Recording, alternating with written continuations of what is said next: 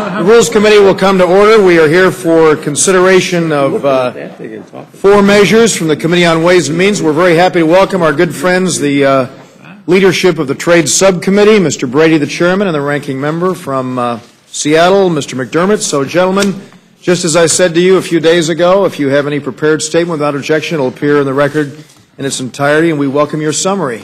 Well, thank you, Madam, Mr. Chairman. Thanks for having me. Madam, that's the way it used to be. That was, yes, sir. Not a good start. Not a good start.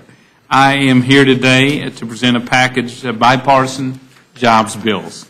To respect requests, the Rules Committee will report out a rule for the House consideration of 4 bills: the United States-Colombia Trade Promotion Agreement Implementation Act, a similar one for Panama, Korea, and of course a bill renewing the Generalized System of Preference Program, and which also contains the Trade Adjustment Assistance Extension Act of 2011.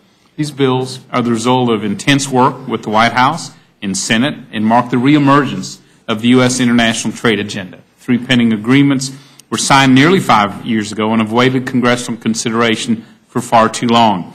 Once passed, these agreements will be the largest set of sales agreements passed in the last 15 years. The International Trade Commission has estimated that these agreements will increase U.S. sales by $13 billion and add $10 billion to our economy. By the President's own estimation, they will create over 250,000 American jobs. In today's political climate, these trade bills serve as a model for bicameral bipartisanship. On the President's submittal of the 3 trade agreements to Congress on Monday, we held a markup of the bills in Ways and Means Committee, and each bill passed with bipartisan support. After years of waiting on a stalled international trade agenda, I think there's widespread recognition among members from both sides of the aisle that these agreements will benefit American businesses, American workers, American farmers, ranchers, and create American jobs. In addition to the trade agreement, I asked the Rules Committee to also include within the purview of this rule the Generalized System of Preference Bill as amended by the Senate. This bill is already passed by the House.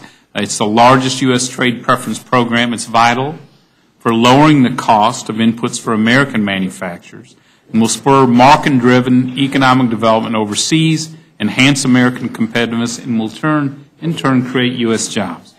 In conclusion, as we move to the end, the legislation renews the program of preferences until July 30 of 2013 and applies retroactively to eligible products. And the bill, as you may remember, is amended by the Senate, includes a streamlined version of trade adjustment assistance negotiated on a bipartisan basis by Chairman Camp with Chairman Baucus and the White House. While the administration sought a straight 5-year extension of the 2009 trade adjustment law, costing over $700 million per year, we reduced the cost of the program to just over $900 million for 3 years, as scored by the Congressional Budget Office. While there are some who have concerns about TAA program as a whole, I would argue this is a small price to pay for ensuring that we can move forward with 3 pending sales agreements. Moreover, both GSP and trade adjustment assistance are fully offset with spending cuts. This long-awaited historic day has arrived. We have the chance to reap the fruits of these 3 trade agreements by allowing U.S. exporters to find new customers overseas and create jobs. I respectfully urge the Rules Committee to report out a rule for House consideration of these 4 bills so we can consider and pass them without delay. Thank you very much, Mr. Brady. Mr. McDermott. Thank you, Mr. Chairman. I will enter my whole. Without objection, it will appear in the record, as I said. And I told Mr. Brady that if he was kept straight to the facts, why we wouldn't have to have too much speaking on my side. I think that there. So you're done then. I yield back. I was just going to say a couple things. I think that it is clear that our relationship in the foreign trade area is one that benefits both Democrats and Republicans, benefits all Americans. And getting good agreements is important. Now, what some might consider a delay, some others might consider time well spent in making them better agreements than they were when they were originally brought to the Congress.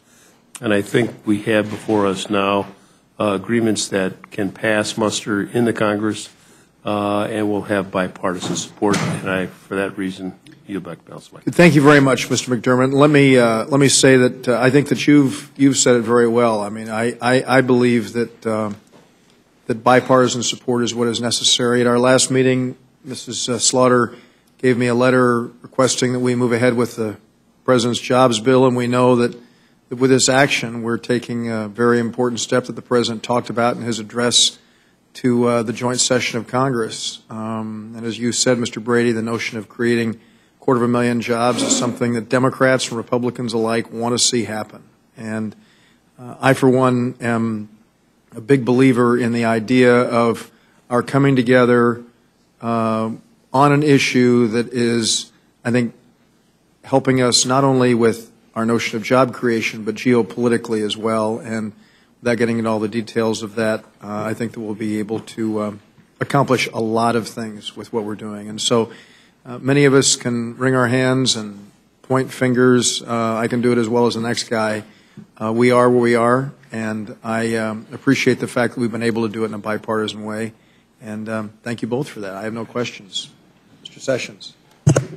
Thank you, Mr. Chairman. I want to thank both of you for not only your thoughtful comments, but bringing us something that we can work well on together. I think increasingly a lot of people that have jobs, that pay taxes, and that want to see this country move forward are looking for us to do just that. And I appreciate both of you in your words this afternoon to get that done. I'll be in support of this. Thank you. Thank you, Mr. Chairman. I must say I'm not in concurrence with my fellow Democrat, Mr. McDermott. I think our trade policies have not favored us in any way at all, decimated my area of the country. Mr. Brady, you said you'd save $13 billion, or you would make $13 billion. Would you We would elaborate? sell $13 billion of new sales overseas to these three countries. And it would make a $10 billion difference in our economy. It would. Right.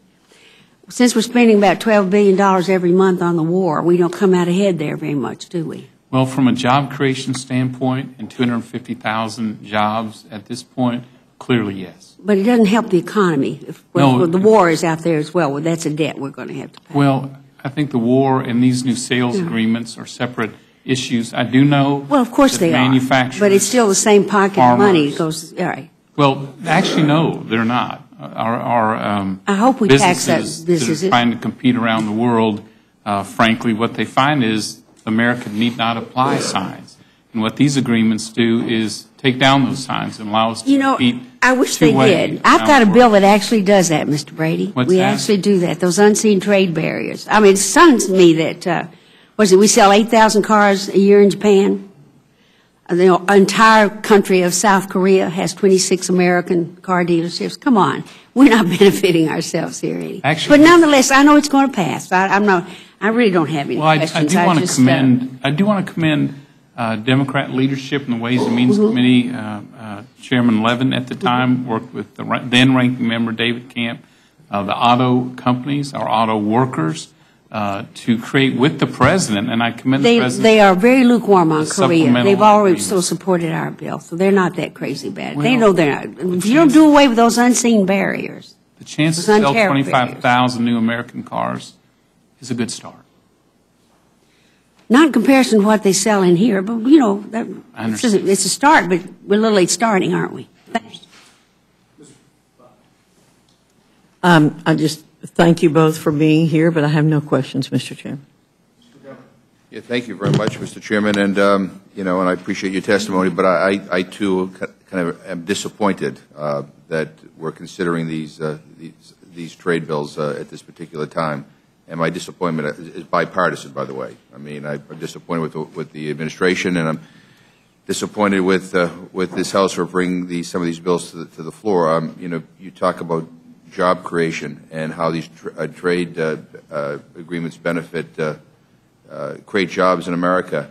I can bring you to Fall River, Massachusetts, that used to be the textile capital of the world, and because of trade agreements that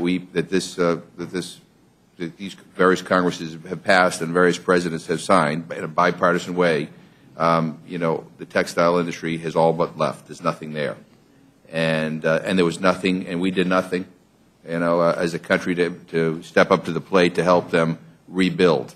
And with all due respect to trade adjustment assistance, it was just not enough. I take it Attleboro, Massachusetts, used to be the jewelry manufacturer, capital of the world. No longer. Those companies all moved to Mexico, or moved overseas. And so in the area that I represent, I can point to lots of job losses. And yeah, there may be some jobs created in a few industries, but overall it was the trade pacts have been a net loss for the part of the country that I represent. And so I just say that we could debate about whether this creates jobs or loses jobs. I think for every job it creates, we're going to lose jobs as well. And I'd also say that I'm disappointed that in particular you're bringing the Colombia Free Trade Agreement to the floor at this particular point, especially in light of the human rights situation in that country. I was just there about a few weeks ago, and I mean, this year alone, 23 trade unionists have been murdered. And I'm not even counting human rights defenders or teachers or priests or anything like that, just targeted at trade unionists. This is President Santos, who I have a great respect for, and I like what he's saying. But since he came to office, 40 trade unionists have been murdered. And so saying that you're going to clean up the human rights situation is great. Whether, in fact, you clean up the human rights situation is an entirely different issue. I mean, the words are good. We want to see the reality. And that's why, I mean, I would have preferred us to wait to see whether or not, he's able to actually change things in this country. I hope he does.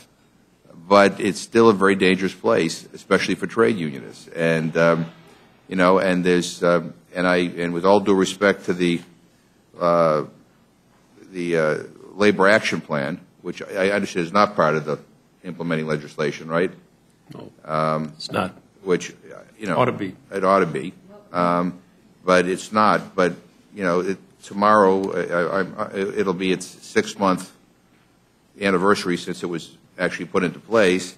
And it was supposed to be there to help, protect collective pacts that workers and management worked out together, and to protect workers against abuses by management, which continue to go on. And I don't know whether you know this, but since it came into being 6 months ago, there's not a single citation or arrest or anything has been done to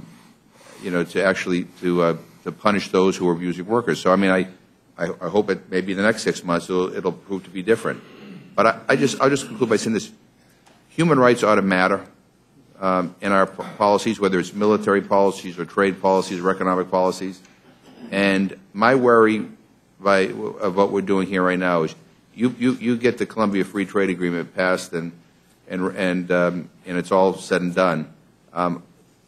There's very little influence or very little pressure we have on the powers that be in Colombia to clean up their act. And I got to tell you, people who I've met with over the years down there, have been murdered, have been killed, and I just, for the life of me, I think one of the greatest things about this country is that people look to us as as kind of the beacon for human rights, and I think this measure in the Colombia Agreement in particular, I think it diminishes our standing on human rights, and I worry it's going to mean that we're not going to see the progress we want to see in Colombia. So I appreciate you being here, but I wish you weren't.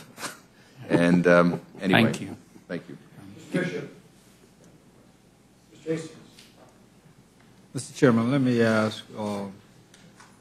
McDermott and Mr. Brady, if you take Canada off the table with reference to the North Atlantic Free Trade Agreement and just deal specifically with the transpiration of events between the United States and Mexico, do you feel that American jobs were more prevalent because of NAFTA, and that we gained manufacturing because of NAFTA? Do either of you? I think it's hard to put a number on manufacturing jobs. When you're talking about jobs, you're really looking at international trade over the course of the last, or you look at our economy over the last 150 years. We were once a rural economy where everybody worked on the farms. And then when we got those mechanized, everybody left the farms and went into these towns in Massachusetts and other places and worked in factories making stuff. The next movement has been for that to move offshore, and we are now in a service economy largely in this country. So there are jobs that are created around what's happened with Mexico. It is not. There are some manufacturing jobs, but there are jobs in the ports, and jobs like that are good-paying jobs in Seattle and in other places around the country. So the economy of the world is changing all the time, and our problem is, where do we find a place where we can sell what we make? And we make things, but in many cases, like our biggest problem, the bill that ought to be up here, as far as I'm concerned, is the Chinese currency bill. I think that's the next bill that ought to be on the floor, is to deal with the fact that they are manipulating our economy by the repression of the Chinese currency, the renminbi. And they make it so that our products are not competitive. So we make things, but we can't sell them abroad because we have these tariff barriers. And that's really what these trade agreements are about, is trying to level the playing field. And there will be job losses, and there will be job gains. I mean, I don't think all the jobs go away. We still make airplanes in Seattle.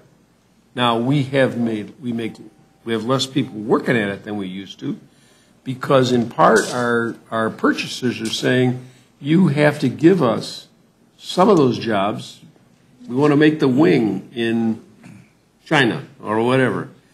And when those jobs leave Seattle and go over there to make the wing, ultimately the wing has to come back and be put together in a plane in Seattle. So that it's hard sometimes to actually say, but we do lose jobs. That's my point. And at a time when the economy is down and likely to go down further, I'm having difficulty understanding creating this new normal.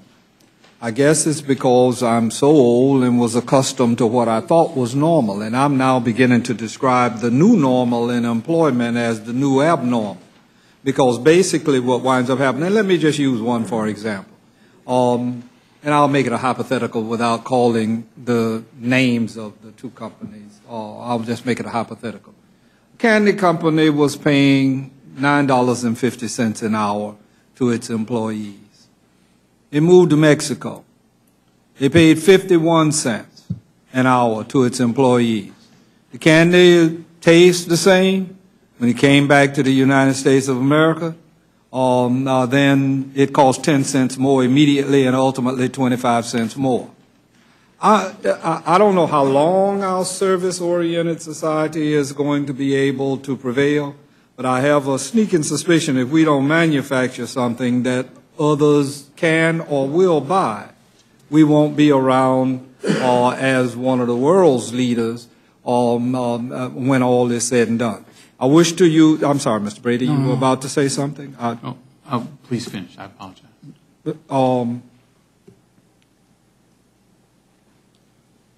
I've made mistakes in voting here in Congress.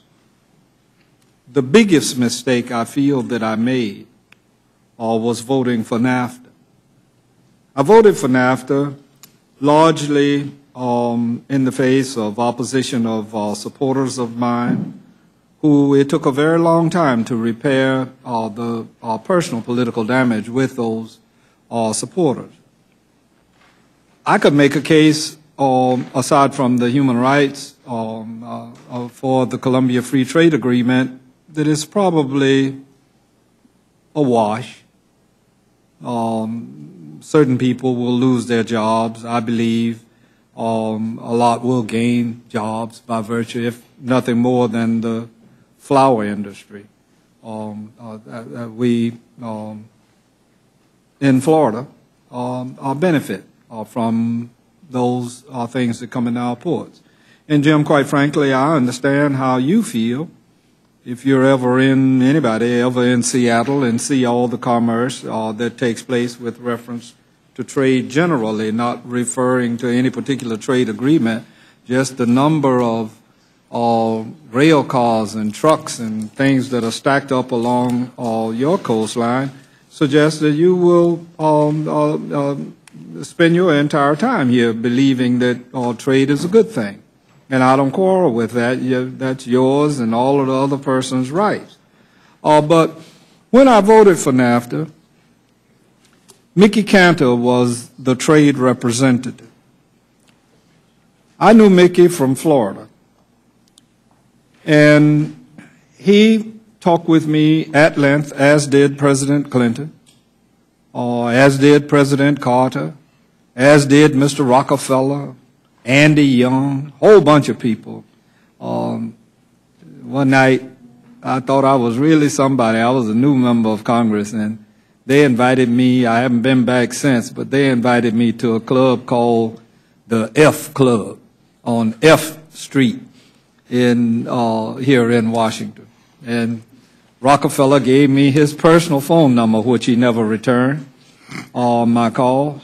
And I just really thought that, that I had arrived. And then the very first thing that happened to the tomato industry that I represent is the Mexicans dumped tomatoes, and almost all of our tomato industry was totally lost. My friend who shares some of your Boeing happiness in South Carolina, before he came to Congress, his whole textile industry disappeared in that area. And that meant people gaining less jobs, and us supporting what Mickey told me. And I know you and Mr. Brady have been to the Maquiadoras, and probably every other member of this body that was there in 1992 went down there during that time and after. They promised us that the environment was going to be protected.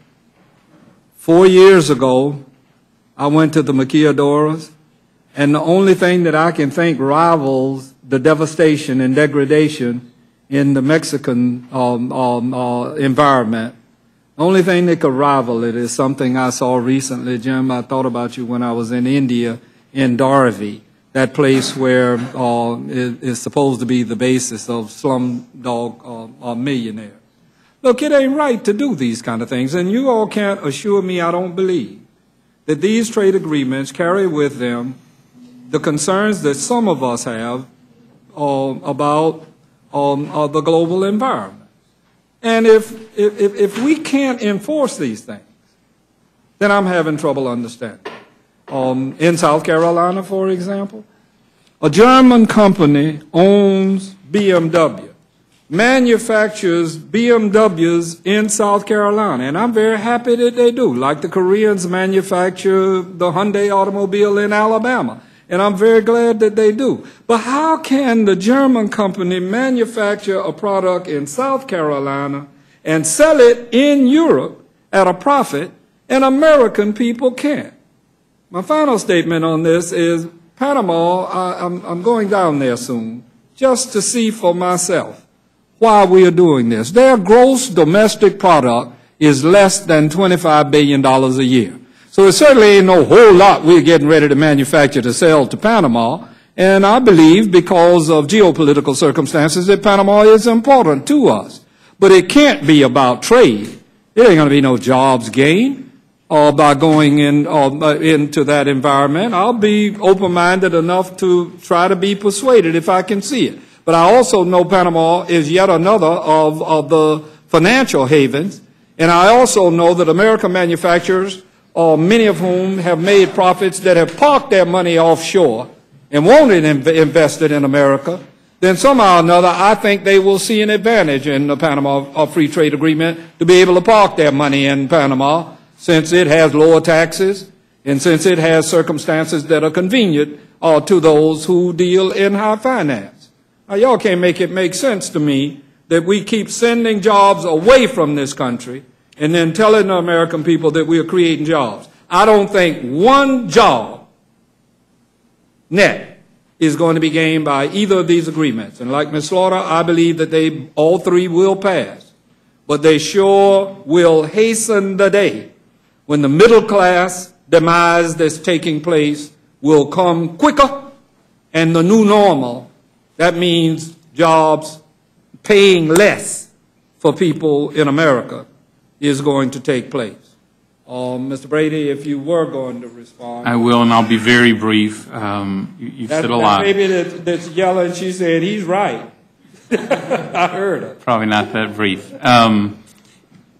One, every manufacturing job in America is important. I know listening to our manufacturers today, they and we actually run a manufacturing surplus with NAFTA. Even with all the oil we bring in from Canada and Mexico, we're running a manufacturing surplus. Now, we don't produce the same things we did, such as textiles that we did 20 years ago. We produce much higher value products with higher costs, and we pay higher wages. America is still the largest manufacturing country in the world by a fairly good amount. Now, we don't secure as much the sales around the world anymore because China has moved so aggressively. The goal of these agreements is to level the playing field.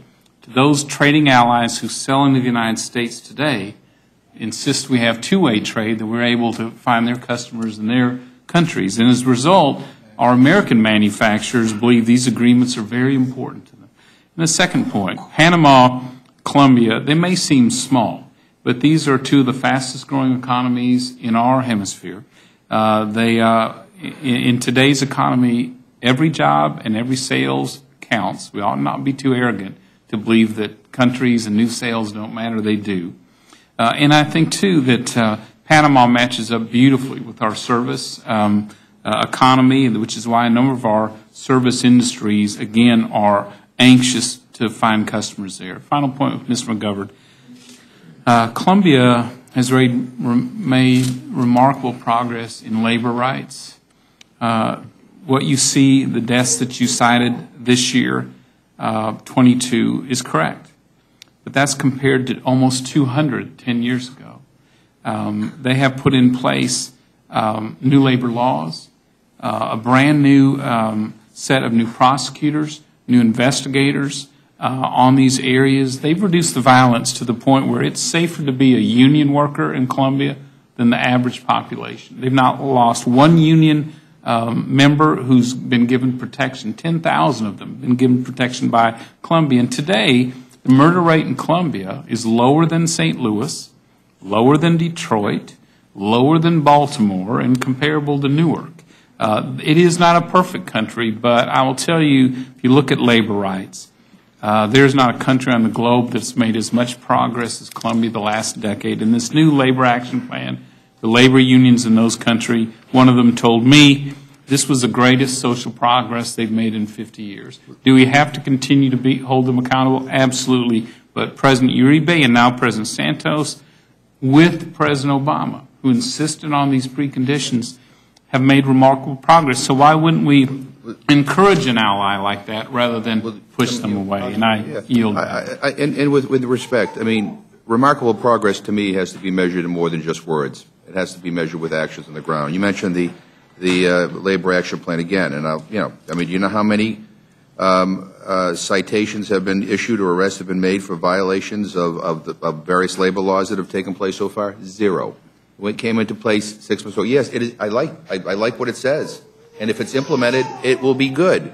But at this particular point, at this time, it has not been implemented. And all I'm simply saying is that we have been told very good things in the past by various presidents of that country, and I'm just saying that for the sake of improving human rights, you ought not just to accept the words. You have to look at the implementation, and I will tell you, targeting, if I guess the question is, if it was 26 CEOs that were murdered in Colombia in the last year, would you still be here asking for a Colombia Free Trade Agreement? The union trade If they unions had have cut been- it by 85% and were putting in place trade unionists have been investigators to targeted. stop more of them, Human rights yes. defenders have been targeted. Again, my concern is not I with understand. President Santos's statements or even with some of the new laws that have been put in place. My concern is whether they're implemented and whether they result in an improvement. And I think we do not know that yet. Well, the good news is this doesn't take effect until President Obama, our president, certifies that progress has occurred. Well, I continue my concerns. Mr. McDermott mentioned currency devaluation and China's failure to undertake the circumstances that will allow for their currency to be devalued. I don't believe the Korea Free Trade Agreement, or at least as much as I've read about it, protects that area either. And like you all, we meet with the same people, a lot of us are here. But I guess my final question is, and I'll put it to you, Mr. Brady, because you used the term that 250,000 jobs will come from these agreements. If I assume that number to be true, and for purposes of this discussion, I'll accept what you say. Since you know how many jobs will be created, can you tell me how many will be lost? Will the gentleman yield? Sure. Okay. I'm going to have to introduce Claire because I know this is a riveting discussion, but she's becoming somewhat restless. This is my new granddaughter, Claire, who's making all the noise. And, So, Claire, I know I was wrong when I said that. If you with Mr. Webster, Claire, then you were saying I was wrong. So I have some of my other family members there too, my wife Sandy and some of my children and son-in-law. And over here is Victoria. She's been here before though. Well, I've got John and I've got Victoria over here who's been here before. My wife Sandy there, Joe, my son-in-law, Elizabeth, my daughter, and Claire. Wonderful. Welcome to all the Websters. Great to see you all. Thank you very much for being here. Thanks for bringing Claire. Thank you. Claire likes Judge Hayes. Yeah. You want to yield back your time? No, I'm not. I want Mr. Brady to answer my question about how he knows how many jobs are going to be created, how many are going to be lost. I was suggesting maybe we could go to the source. It was President Obama, whose administration estimates 250,000 new jobs created mainly because when we're selling more agriculture, more reclaim my time for just a services. moment. Then ask President Obama then, if he knows so much about what's going to be created, what's going to be lost. Did he tell you that too? He might return your call quicker than mine. Yeah, that's debatable, but you're the one here citing him, and I ask you whether or not you can tell me how many, or better than that, can you tell me that jobs are going to be lost?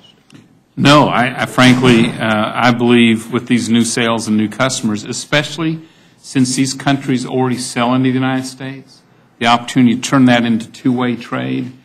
Clearly, the International Trade Commission, which has studied this, shows and estimates those job creation numbers. Net gain? I'm comfortable with them. Net gain? That I don't know. Yeah, and I do. Because if the model is NAFTA, it's a total net loss when all is said and done. You can't match $9 an hour versus 51 cents an hour. And what companies do is they go wherever. I was on a plane one night going from Hong Kong to Taiwan, and a businessman was my seatmate. And he told me that he had been manufacturing in Indonesia, but that he found now that South Korea and Taiwan, what he was manufacturing, he could do it cheaper. So they're going to run all over everywhere as long as they can find a cheaper ground, and that's their prerogative. But then to keep the money away from this country and to cause us to be drained by not manufacturing. Listen, maybe y'all don't see the same middle class that I do, But I see the middle class diminishing in America, and I rather resent it that we participate in that and then mask ourselves in something called free trade without having it be fair trade. I favor trade, but it needs to be fair, and it is not in many instances, and it has not been. And if NAFTA is the model, then I tell you, we're in a lot of trouble because NAFTA was a disaster. And I stand to sure, I could carry you through the numbers in Florida about the jobs that we lost. And then you can't answer Mr. McGovern, you can't answer Ms. Slaughter, you can't answer Ohio, Pennsylvania, Indiana, all of those places. They're a little bit different than Jim McDermott's Seattle. They lost jobs in all of these trade agreements. I've sat through all of these things with the biggest free trader that I know in Congress, the chairman of the committee, and he sat here and heard this same argument from me while this country shifted during that same period of time, at least 20 years that he and I have been here, to a lesser class than the middle class that we once knew. I don't know how we restore it. I yield back the balance of my time. Thank you, Mr. Chairman. In my part of the world, we used to have a Ford plant, we used to have a GM plant, and they both closed. That manufacturing left Atlanta. We used to have oh, no, sir. No, sir. Used to have big textile plants down in West Point, Georgia. Those closed, too. Now we've got a big Kia plant down in West Point, Georgia. Only automobile manufacturing that goes on in the state of Georgia these days is done by our friends at Kia, and I'm glad to have them. I agree with what you said, Mr. Brady, that this isn't the end-all, be-all of job creation in America. This is one small step, and you got to do them all. You absolutely positively have to do them all. Mr. McDermott, you said the question is, how can we sell what we make? And it is. It absolutely is. I talk to CEOs in my district all the time who say, Rob, I've got capacity, and I could hire people. Now, we may not have the demand in America today, but if I had access to that demand elsewhere, I look at that billion new consumers coming online in China, look at that billion new consumers coming online in India, I think about whether or not the cycle you discussed, Mr. McDermott, from the fields to the cities to the service industries, whether or not we've got a chance to get back to manufacturing if we can sell what we make. And I believe that we can. I have other ideas about how to do it. I think the problems in the tax code and the value-added tax that folks get to rebate overseas that we can't rebate here. But I tell folks back home there are those little things that we can do that we can get together on, and eventually they will add up. I don't think you can leave a single job off the table. I so appreciate the two of you coming, Mr. McDermott. You said if Mr. Brady stuck to the facts, you'd be on board. And I think we could use that advice a lot, or not just in this committee but around this Congress. May I just make one little statement here? Sort of to respond to both Mr. McGovern and Mr. Hastings. The agreements that we are now discussing before the Congress are not NAFTA. I was here when NAFTA was done. I was told by Mickey Cantor that we would write a side letter dealing with the maquiladoras, that we would write a side letter dealing with the environment, that we would have all this, and I think by now they must have the river cleaned up and it's full of fish, and everything's just fine down there in Texas from 15 years ago. The fact is that's not true. And I know those side letters were not effective. So part of what happened in May 10th a couple of years ago was that Charlie Rangel and Sandy Levin negotiated with the Bush administration to get these kinds of certainties or these kinds of agreements inside the agreements, instead of being a side letter over here which had no weight whatsoever. Now it's inside and can be enforced. Now, I share with you concerns about the reluctance of both the Republican majority and the administration to write in the action plan into the Columbia Agreement. I'm not satisfied either, and I don't intend to vote for the Columbia Agreement because I think it ought to be inside the agreement. Because I said in the committee when we were having this debate, it's like we've been through this one before we know how the movie comes out. But the fact is that Ronald Reagan is my hero. Ronald Reagan said, you should trust but verify. And when you don't write it into the agreement, you cannot verify it. So there are some things, and I would like to just say one thing about the Panama Agreement.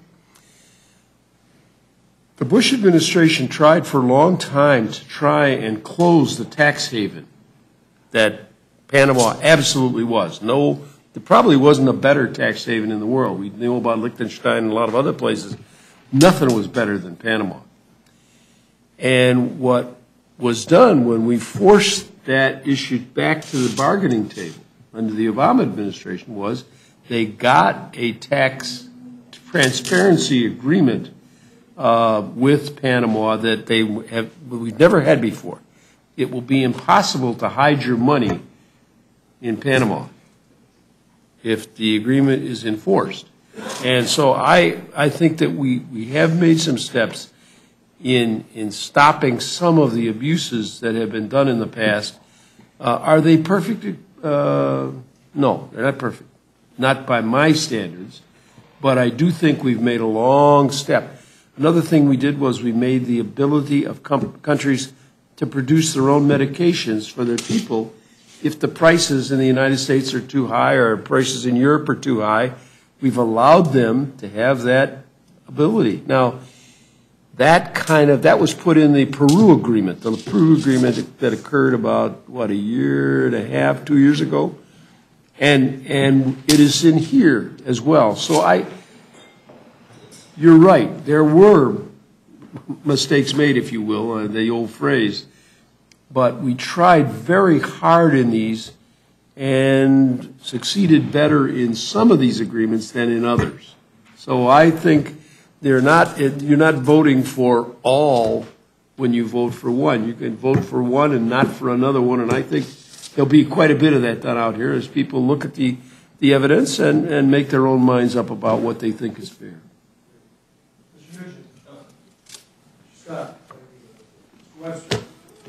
I have one thing, and that would be, well, I should. I just was going to make a statement about the fact 20 years ago in Florida, we saw these things happening. And we made a huge policy change, and that was to take Transportation Trust Fund money and invest in ports, which was something that beforehand had not been done. Although we did maintain the ports, we did not have infrastructure there. And we made the choice of taking, I think, $10 or $20 million, investing it, turning it in, leveraged into $200 million, and did huge cranes and other things at all of our ports, especially Port of Miami, Port Everglades, and in Jacksonville and Tampa. Those are our major ports. So we have others, knowing that one day Castro's not going to be there, knowing that one day these South American countries and others we're going to link up some way, somehow, and even Central American countries, and also knowing that the Pacific Rim through the Panama Canal was going to be a major factor, especially when they expanded that so ththese Panamax big barges could get through, and so we did that 20 years ago. And I believe that this is just a culmination of what we had planned for. The gentleman yield on that point. I will. I thank my friend for yielding. And one of the things I would say, I know the issue of Panama was brought up, and I know that Caterpillar and John Deere are manufacturers in the United States, and I also know that Panama today is in the midst of the most massive rehabilitation of the Panama Canal that we've ever seen. And I just think that's an interesting thing. And we have set up one of our points, Jacksonville, Port of Jacksonville, a little closer than Savannah and others from the Pacific Rim, and they're set up to take those larger barges when they start coming. And so I think these agreements are going to be huge. In my district alone, we have at least 18,000, 20,000 jobs right now dealing directly with trade. And I know it's going to be a great boon to us. I believe our ports are going to be a major part of all of this, and I think that infrastructure that's there is going to be something that's going to bring product in, move it out for sale, and move product out to go back to these countries. I think it's a great thing. Thanks very much, and thanks for bringing your family to the Rules Committee today. We very much appreciate that, Mr. Webster. Gentlemen, thank you so much for being here. Can I Absolutely, give a 30-second conclusion? Please. I was remiss in not thanking you, Mr. Chairman, for your leadership of trade over the years. You've insisted on open markets, on two-way trade. You've made the point over and over. We have a trade surplus with our trading partners. We don't with countries that we don't have trade agreements with. You fought to ensure that these agreements are fair, they're brought to the floor in a timely manner, and we create jobs. I just want to, again, thank you for your leadership of trade. No, I really had shut you off before and not given you those 30 seconds. Thank you very, very much. I appreciate your kindness, and thanks to both of you for being here, and we look forward to working together on these measures next week on the House floor. Thank you, sir. Thank you very much.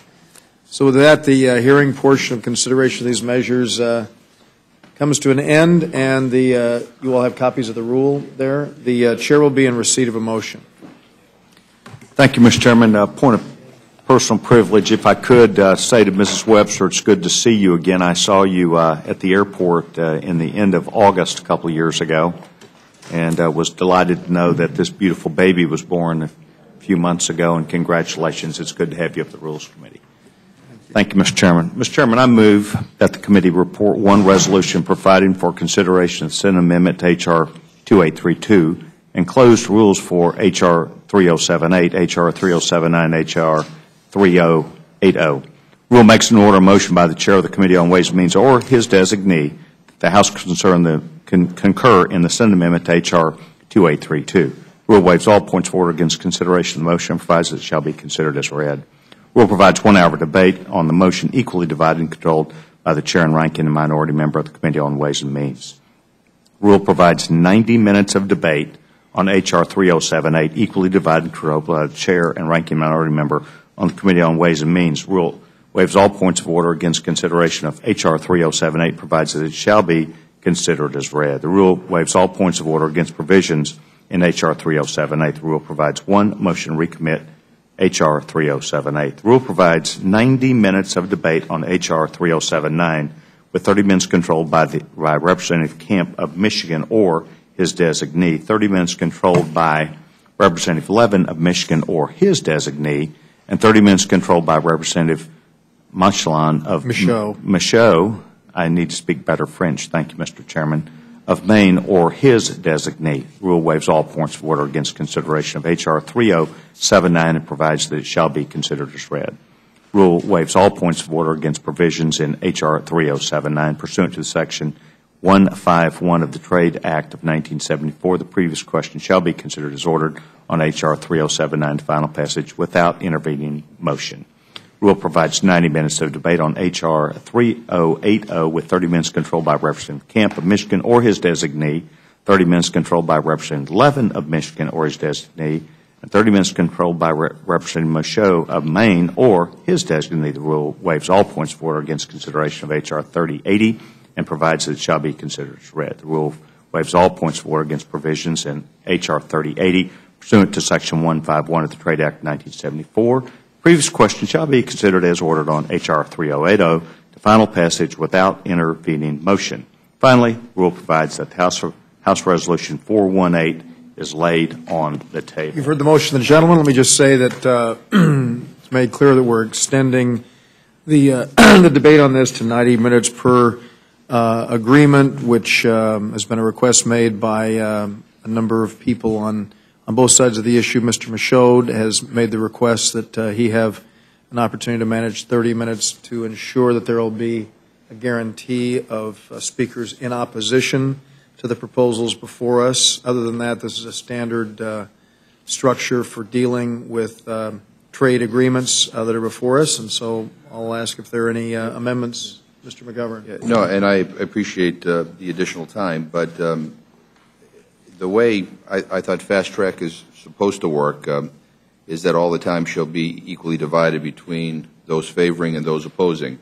And there's no guarantee that that's going to happen here. You added an additional 30 minutes for Mr. Michaud, but we know, for example, on at least two of these agreements that both the ranking Democrat and the chairman of the committee favor the agreements. And so, I just think out of fairness, and again, reading from the language that that's in the rules here regarding fast track, I would like to offer an amendment that would guarantee that the time be equally divided between the proponents and the opponents.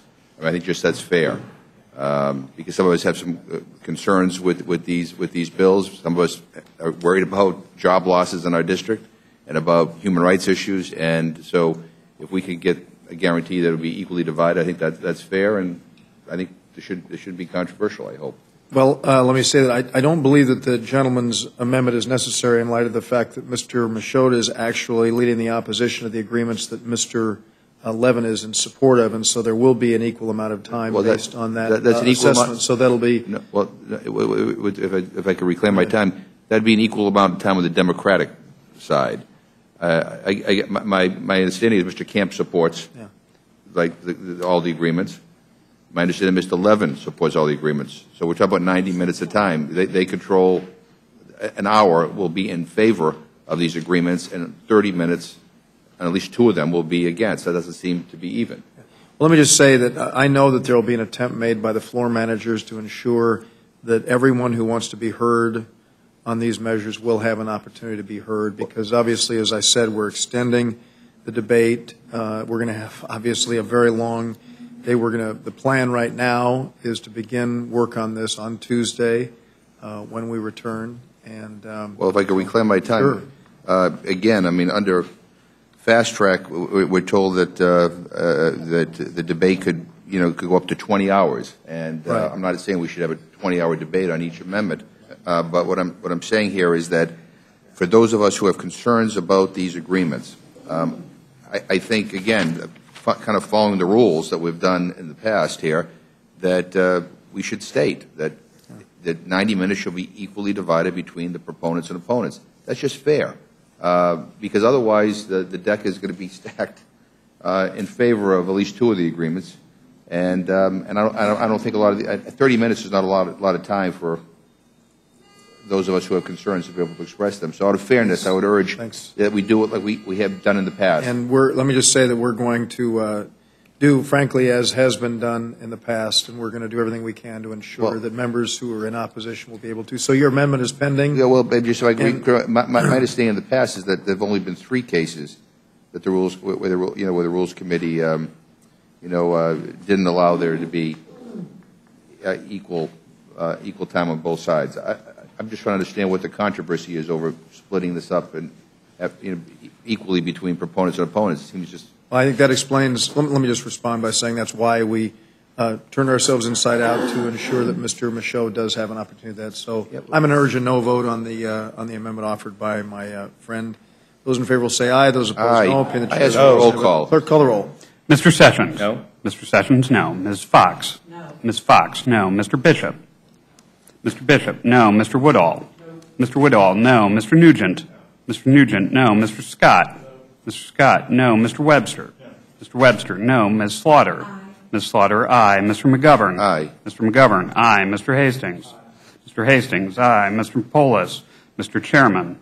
No. The clerk report the total. 3 yeas, 8 nays. The motion is not agreed to. Are there further amendments? Mr. Chairman? Mr. McGovern. I would just say I would urge my colleagues to vote no on this rule. This is not fair. I mean, I think if my amendment had passed, you would have had. I think that would have been fair. And as one who doesn't like these agreements, I mean, in the past we've always had the time equally divided between proponents and opponents. We're not going to do it this time. This is not fair. I'd urge a no vote. Vote occurs on the motion. The gentleman from Dallas. Those in favor will say aye. Those opposed, no. The ayes have it. The ayes have it. The motion is agreed. Clerk, call the roll. Mr. Sessions. Aye. Mr. Sessions, aye. Ms. Fox. Aye. Ms. Fox, aye. Mr. Bishop. Mr. Bishop, aye. Mr. Woodall. Mr. Woodall, aye. Mr. Nugent. Mr. Nugent, aye. Mr. Scott. Mr. Scott, aye. Mr. Webster. Mr. Webster, aye. Ms. Slaughter. No. Ms. Slaughter, no. Mr. McGovern. No. Mr. McGovern, no. Mr. Hastings. Mr. Hastings, no. Mr. Polis. Mr. Chairman. Aye. Clerk report the total. 8 yeas, 3 nays. And the motion is agreed to, and I'll be managing this for the majority. And Mr. McGovern for the minority. Thank you all very much. Hope everyone has a great weekend and a happy Columbus Day, and we will see you all on Tuesday. Without objection, the committee stands adjourned. So who's this?